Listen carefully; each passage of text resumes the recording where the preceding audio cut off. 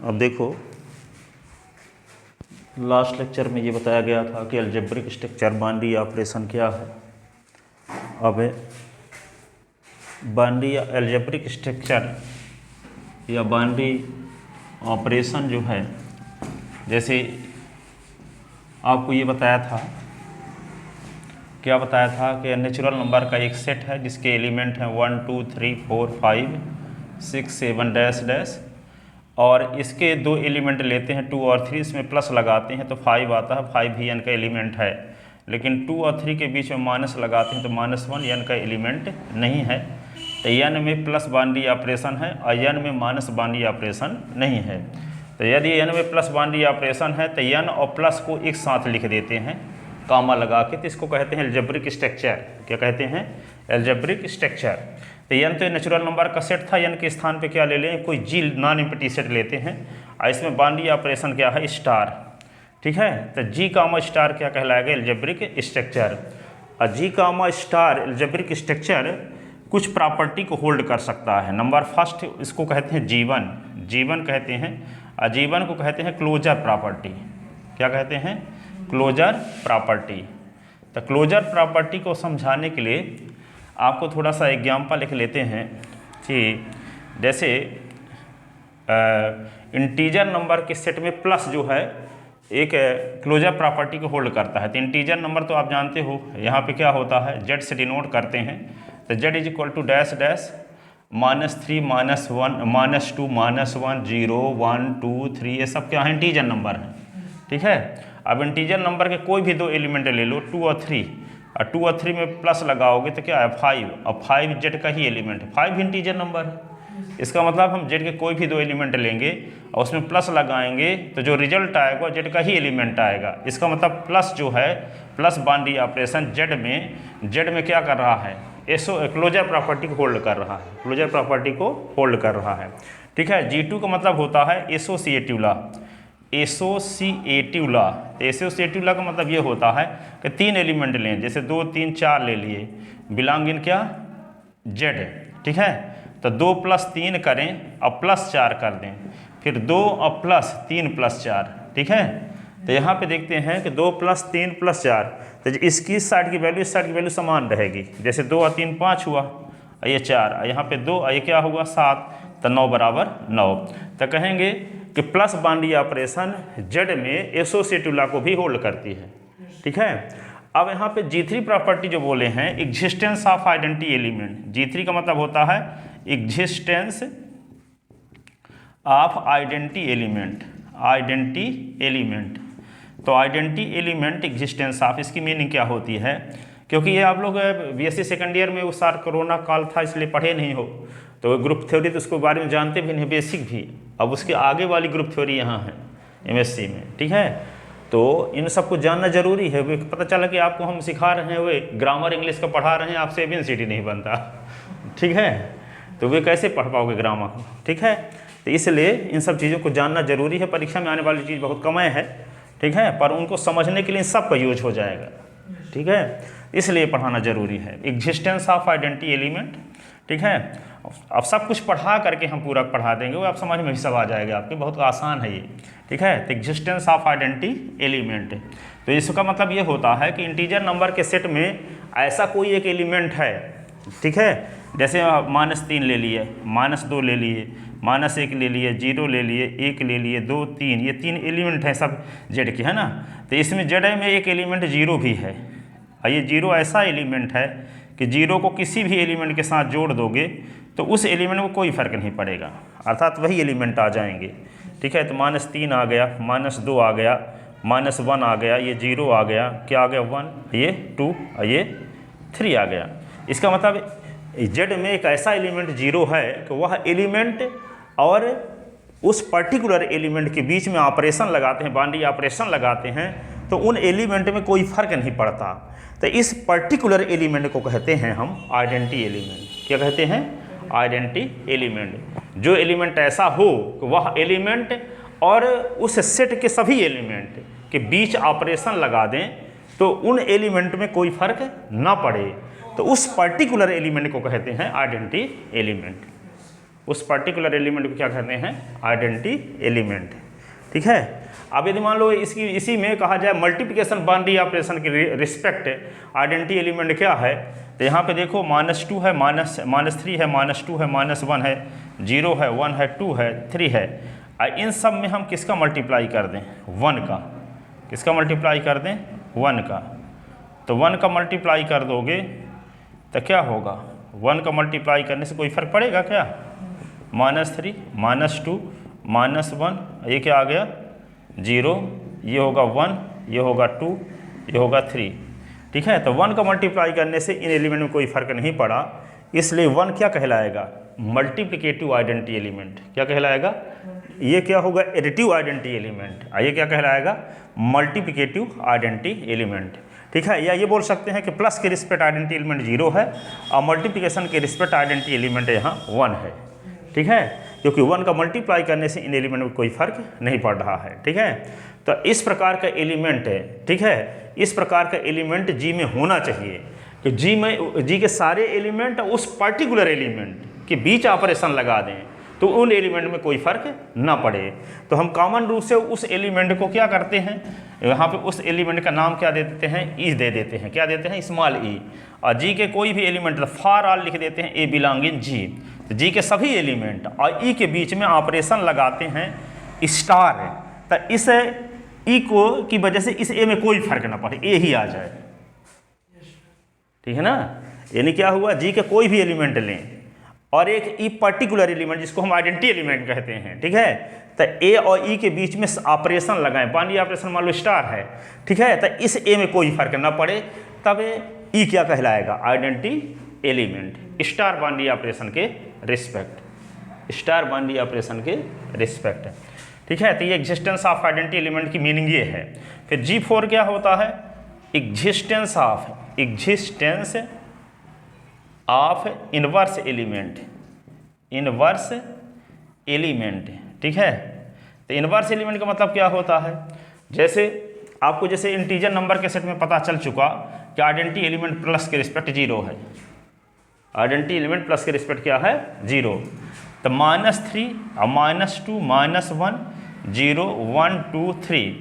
अब देखो identity element आपको पता है, तो आइडेंटिटी एलिमेंट इसमें सब में प्लस करो, इसमें भी प्लस करो, प्लस और यहाँ प्लस। इधर रिजल्ट 0 ही आए, इधर 0 आए, ये 0, 0, 0, 0।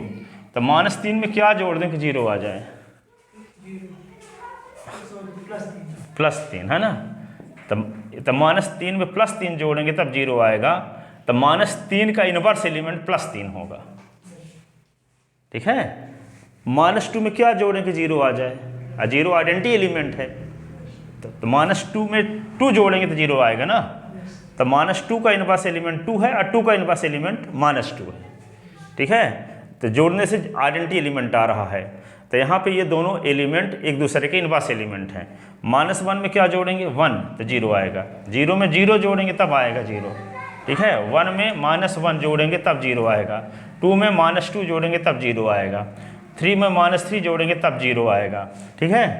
तो इसमें यहाँ जेड में जितने एलिमेंट थे सब एलिमेंट का कोई ना कोई इनवर्स एलिमेंट मिल गया। जैसे -3 का 3 मिल गया, -2 का 2 मिल गया, -1 का 1 मिल गया, 0 का 0 मिल गया, 1 का -1। तो जितने एलिमेंट जेड में हों, ठीक है, सब एलिमेंट का कोई ना कोई इनवर्स एलिमेंट उसी सेट में कंटेन होना चाहिए। ठीक है। यदि मान लो जेड में 55 एलिमेंट हैं और 54 एलिमेंट का इनवर्स एलिमेंट मिल गया, एक ठो एलिमेंट का नहीं मिल रहा है, तो हम कहेंगे कि जेड में इनवर्स एलिमेंट का एग्जिस्टेंस नहीं है। ठीक है। हर एक एलिमेंट के इनवर्स एलिमेंट का एग्जिस्टेंस होना जरूरी है। ठीक है। ठीक है। तो एग्जिस्टेंस ऑफ इनवर्स एलिमेंट का मतलब यही होता है कि जो आपको आइडेंटिटी एलिमेंट का पता चल गया। ठीक है। तो जैसे आइडेंटिटी एलिमेंट को हम कॉमन रूप से ए माने हैं, तो ए के लिए ए इनवर्स ऐसा एलिमेंट मिलना चाहिए कि स्टार लगाएं तो ई आना चाहिए। ई का काम यहाँ 0 कर रहा था। ठीक है। ऐसी कंडीशन में ए इनवर्स कहलाएगा ए का इनवर्स एलिमेंट, ए का इनवर्स एलिमेंट। ठीक है। तो एग्जिस्टेंस ऑफ इनवर्स एलिमेंट ये हुआ। और एक होता है कॉम्यूटेटिव लॉ। क्या होता है, कॉम्यूटेटिव। ठीक है। G4 commutative law, commutative law. इसका मतलब क्या होगा, कोई एलिमेंट ले 2, 3 बिलोंग इन जेड, तो 2+3 करें चाहे 3+2 करें, दोनों वैल्यू सेम आए तो आएगी ही। 5 बराबर 5, ठीक है। तो इसके कोई भी दो एलिमेंट लिए जाएं तो ये कंडीशन को सेटिस्फाई करते हो, तो हम कहेंगे कि प्लस बाउंड्री ऑपरेशन जेड में क्या कर रही है, कम्यूटेटिव लॉ को होल्ड कर रही है, कम्यूटेटिव लॉ को होल्ड कर रही है। इस प्रकार आप 5 प्रॉपर्टी के बारे में आपको जानकारी मिली, ठीक है। तो यहाँ पे जेड है तो हम एग्जाम्पल आ लिए हैं, जेड के स्थान पे मान लो कोई नॉन एम्प्टी सेट जी है और इसके एलिमेंट को हम डिनोट करते हैं ए बी सी और डी और ई से, है ना। अब तो यहाँ पे जी में 5 प्रॉपर्टी की बात की, G1, G2, G3 और G4 और G5। G1 का मतलब क्या हुआ, क्लोजर, क्या बताया इसको, क्लोजर। इसको क्या बोले, एसोसिएटिव, एसोसिएटिव लॉ। इसको क्या बोले, existence of identity element, identity element, existence of inverse element, ठीक है। आइए कम्यूटेटिव लॉ, ठीक है। तो यहाँ पे देखो एल्जेब्रिक स्ट्रक्चर, यदि बाउंड्री ऑपरेशन कोई स्टार है तो बाउंड्री ऑपरेशन स्टार यदि जी में सिर्फ क्लोजर प्रॉपर्टी को होल्ड करती है, बाउंड्री ऑपरेशन स्टार यदि जी में सिर्फ क्लोजर प्रॉपर्टी को होल्ड करती है, तब एल्जेब्रिक स्ट्रक्चर जी स्टार को कहते हैं क्या, क्वासी ग्रुप। क्या कहते हैं, क्वासी ग्रुप, ठीक है। यदि एल्जेब्रिक स्ट्रक्चर दो प्रॉपर्टी को होल्ड करती है, G1 तो G1 एंड G2, तो इसको क्या बोलेंगे, जी स्टार को सेमी ग्रुप, सेमी ग्रुप। और G1 G2 और G3 प्रॉपर्टी को होल्ड करती है जी स्टार तो मोनाइड, ठीक है। और फिर G1 G2 और G3 G4 प्रॉपर्टी को होल्ड करती है तो एल्जेब्रिक स्ट्रक्चर जी स्टार को कहते हैं ग्रुप। क्या कहते हैं, ग्रुप। और G1 G2 G3 G4 G5 property को होल्ड करती है तो जी स्टार को आबेलियन ग्रुप कहते हैं। क्या कहते हैं, आबेलियन ग्रुप, ठीक है, आबेलियन ग्रुप कहते हैं, ठीक है। अब जो इसको बोले थोड़ा सा लिखते हैं, सेंस तो समझ में आ गया होगा कि नहीं। तो देखो आगे लिखते हैं इसको थोड़ा सा व्यवस्थित।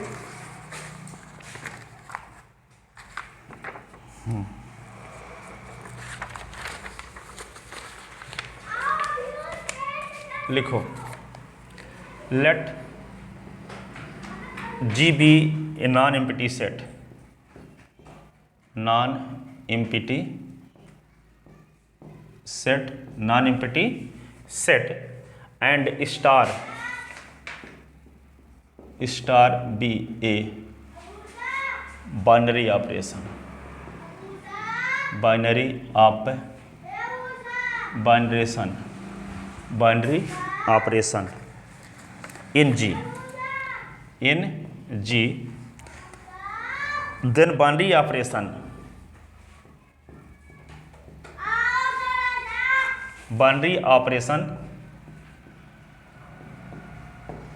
star can be satisfy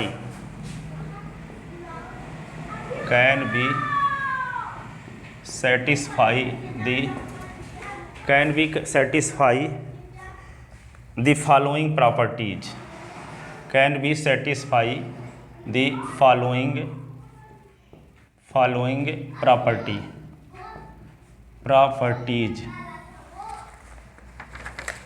number first G1, इसको बोलते हैं क्लोजर प्रॉपर्टी, क्लोजर प्रॉपर्टी, ठीक है। तो इसका मतलब क्या होता है, फॉर ऑल A और B बिलोंग इन G, तो A star B belong in G, ठीक है। दूसरा आता है G2, associative law, associative law. इसका मतलब ये होता है for all A B C, कोई भी 3 एलिमेंट लिए जाएं जी के और इस कंडीशन को सेटिस्फाई करते हों, A स्टार B और फिर star C is equal to A star और B स्टार C, ठीक है। तीसरा क्या है, G3, existence of identity element, ठीक है। तो क्या लिखोगे, for all A belong in G there exist E belong in G such that क्या होगा, A और E के बीच स्टार लगाएं तो A में कोई फर्क न पड़े, चाहे E और A के बीच में स्टार लगाएं तो ए में कोई फर्क ना पड़े, ए ही आ जाए। Then E is called identity element in G. Then E is called identity element in G with respect to star binary operation. ठीक है। अब फिर क्या आता है G3 को क्या कहते हैं? Existence of inverse element existence of inverse element. तो क्या करोगे? For all A belong in G there exist A inverse belong in G such that. A belong in G के लिए जी में ए इनवर्स एलिमेंट ऐसा होना चाहिए कि ए और ए इनवर्स के बीच में लगाएं स्टार तो आइडेंटिटी एलिमेंट आना चाहिए, तभी ए इनवर्स कहलाएगा इनवर्स एलिमेंट ए का। चाहे ऐसा भी कर सकते हैं कि ए इनवर्स और ए के बीच में स्टार लगाएं, दोनों कंडीशन में क्या आना चाहिए? आइडेंटिटी एलिमेंट आना चाहिए। Then A inverse is called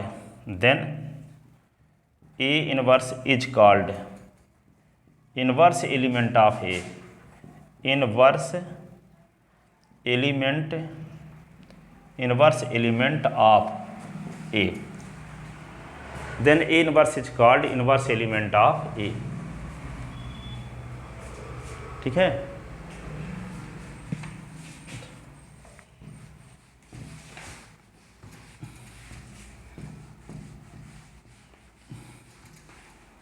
फिर क्या आता है? G5 commutative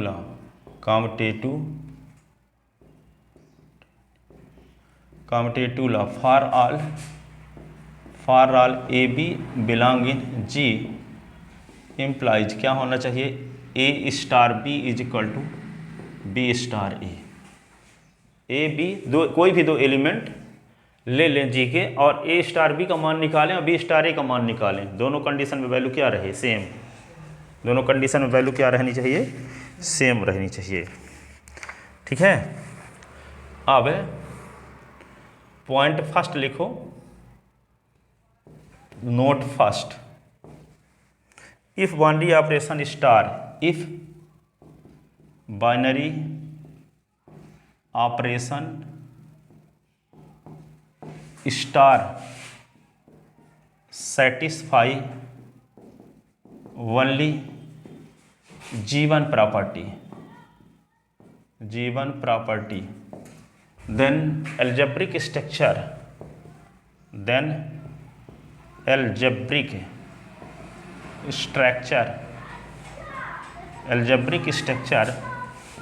G star is called क्या कहलाता है? Quasi group, QUASI quasi group. ठीक है। क्या कहलाता है? Quasi group. Note second. ठीक है। If binary operation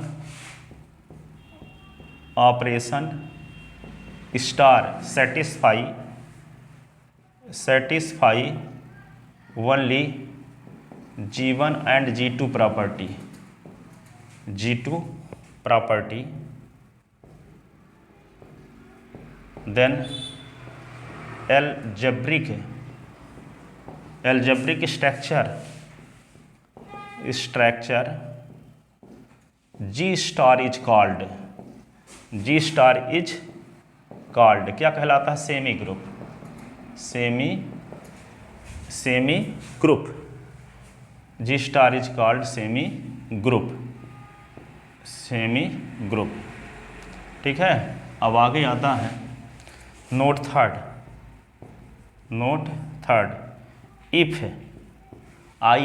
if binary operation star satisfy satisfy only G1, G2, G1, G2 and G3 property. G3 property. Then algebraic structure. Then algebraic structure. Algebraic structure G star is called. G star is called क्या कहलाता है? Monoid. Monoid. ठीक है. अब नीचे क्या लिख ले? अब note 4, if binary operation star satisfy G1, G2, G3 and G4 property. G4 property. Then algebraic structure. Then algebraic structure. Algebraic structure G star is called group. ठीक है, ग्रुप कहलाएगा. ठीक है. अब note 5, if binary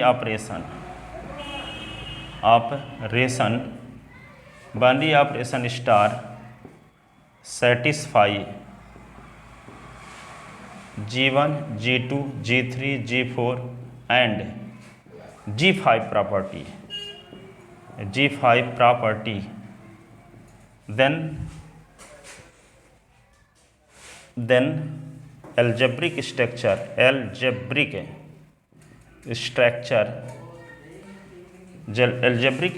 G star is called abelian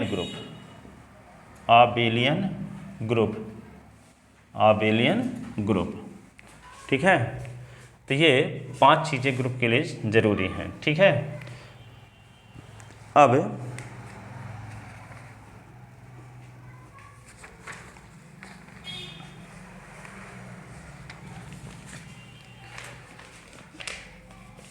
तो इस पर ये ग्रुप के बारे में थोड़ा इंट्रोडक्शन हुआ.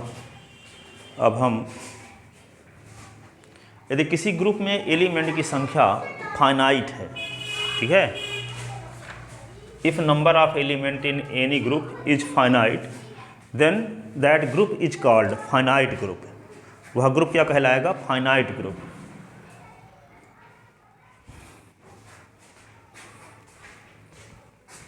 इफ नोट 6 लिखते हैं. Note 6, if number of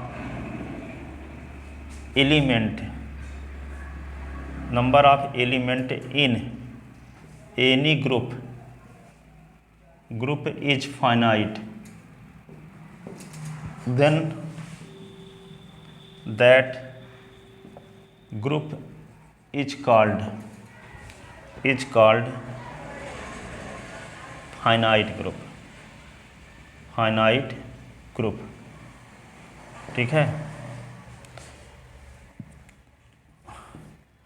note 7, if number of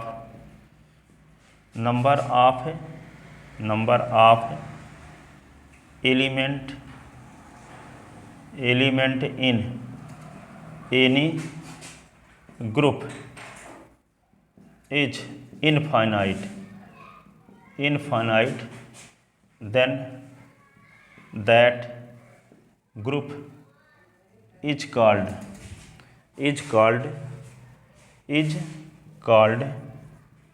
infinite group. जैसे मान लो, जैसे हम g बराबर ले लिए ये 1 - 1, तो ये मल्टीप्लिकेशन बाइनरी ऑपरेशन के रिस्पेक्ट ये ग्रुप है, लेकिन है एलिमेंट की संख्या 2 है, तो ये फाइनाइट ग्रुप है. यदि g बराबर हम ले लिए क्या? इंटीजर नंबर का सेट, -3, -2, -1, 0 1 2 3, ये भी प्लस के रिस्पेक्ट ग्रुप है, प्लस के रिस्पेक्ट ग्रुप है, लेकिन इसके एलिमेंट कितने गिने नहीं सकते। ठीक है, तो ये क्या है, इनफाइनाइट ग्रुप है। ठीक है, और किसी ग्रुप में एलिमेंट की संख्या को ग्रुप का ऑर्डर कहते हैं। तो इसमें 2 एलिमेंट है ना, तो order of G is equal to 2। इसमें कितने एलिमेंट हैं, इनफाइनाइट, तो order of G is equal to infinite. तो किसी ग्रुप में एलिमेंट जितने होते हैं, एलिमेंट की संख्या, वो उस ग्रुप का ऑर्डर कहलाता है। ठीक है ना, किसी ग्रुप में जितने एलिमेंट होंगे वे उस ग्रुप का क्या कहलाएगा, ऑर्डर। ठीक है, तो इतने पॉइंट है, इसको लिखो जल्दी से। अब एक ग्रुप पर एक छोटा सा क्वेश्चन देखते हैं, फिर subgroup, complex, normal subgroup, quotient group, homomorphism, isomorphism,